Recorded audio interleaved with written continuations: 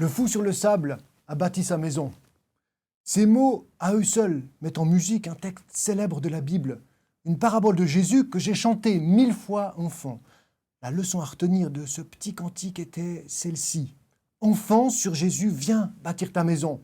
Et la tempête arrivera, mais la maison résistera. Car le fou comme le sage entendent la parole de Dieu, mais seul le sage la met en pratique. Quelles sont ces paroles à pratiquer aujourd'hui, confinés dans nos foyers, seuls, isolés ou bien plutôt saturés du bruit et des demandes de nos enfants? John Stott, évangéliste, théologien, prédicateur et écrivain mondialement connu, dont la vie et le ministère ont marqué le XXe siècle, a prié pendant 20 ans lors de ses temps de culte personnel un texte de la Bible en demandant à Dieu son aide pour le mettre en pratique. Mais le fruit de l'esprit, c'est l'amour, la joie, la paix, la patience, l'amabilité, la bonté, la fidélité, la douceur, la maîtrise de soi. La loi ne condamne pas de telles choses. Galates 5, 22, 23. Et Paul ajoute, en somme, 3 choses demeurent. La foi, l'espérance et l'amour. Mais la plus grande d'entre elles, c'est l'amour. Corinthiens 13, 13. Pourquoi l'amour est-il la première des vertus de la vie chrétienne?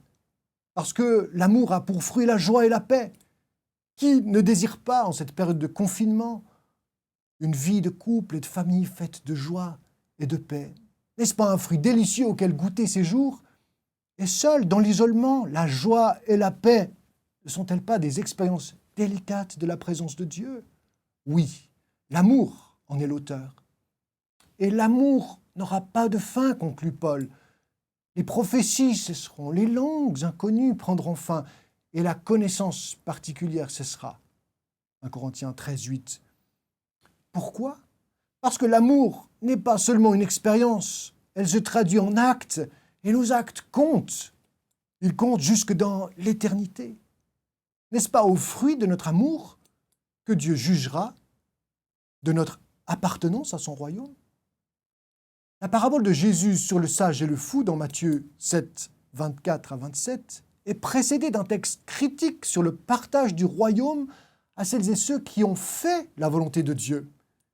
Cette parabole est introduite par un lien évident avec l'avertissement du jugement de Dieu à la fin des temps. Matthieu 7, 12. Faites pour les autres tout ce que vous voudriez qu'ils fassent pour vous, car c'est là tout l'enseignement de la loi et des prophètes. Verset 13. Entrez par la porte étroite.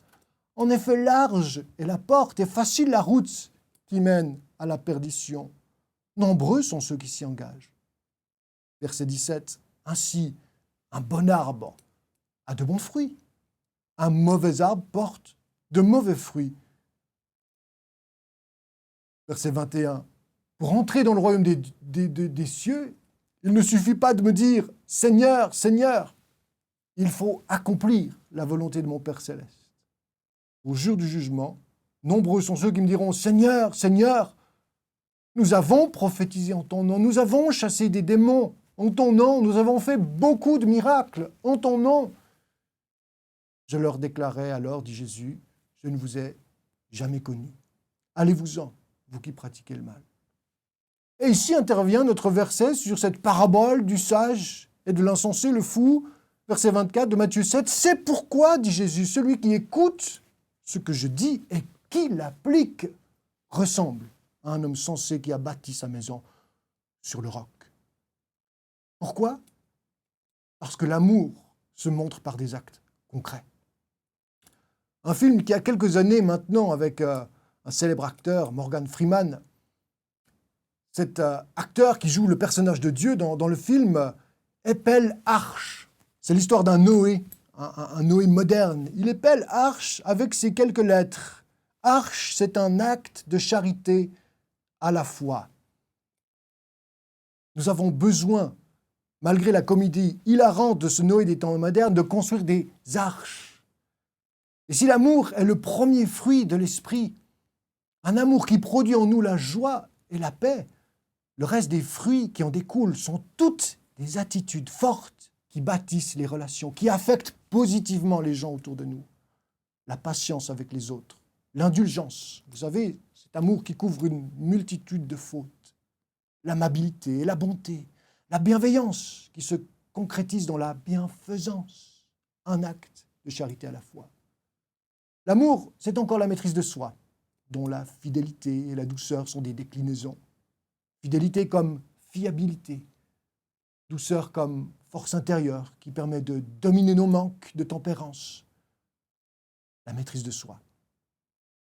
Pour se donner, il faut savoir se dominer, a écrit John Stott dans son livre fameux « Le chrétien à l'aube du XXIe siècle ».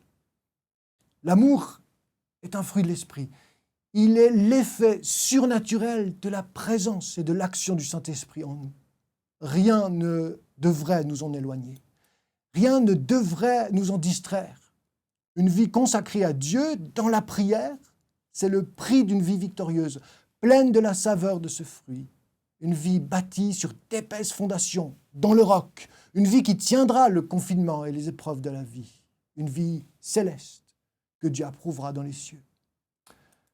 À portes ouvertes, nous voulons servir Dieu et servir l'Église persécutée. À portes ouvertes, nous voulons servir Dieu et servir son peuple. Mais sans amour pour l'un et pour l'autre, nous ne pourrions pas le faire.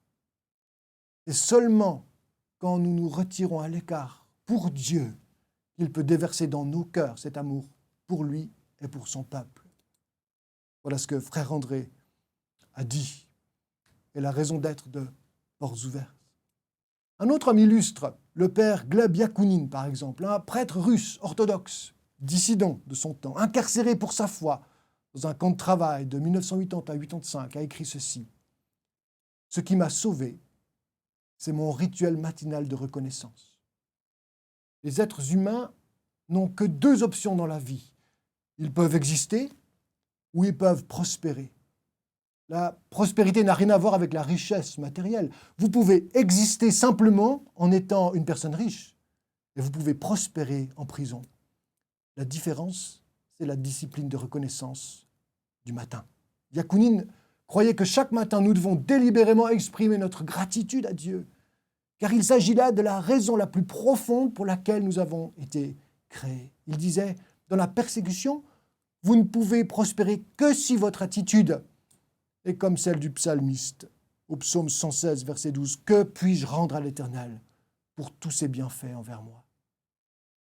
Selon Yakounine, nous sommes devenus pécheurs lorsque nous avons perdu notre centre de reconnaissance à Dieu. Tout comme Romains 1, 21 l'exprime, tous les problèmes du monde surviennent parce qu'alors qu'ils avaient la connaissance de Dieu, ils ont refusé de lui rendre l'honneur que l'on doit à Dieu et de lui exprimer leur gratitude. Prier et aimer, adorer et servir pour fonder nos vies sur le rocher des siècles, voilà à quoi nous arrimer en temps de crise. Soyez bénis.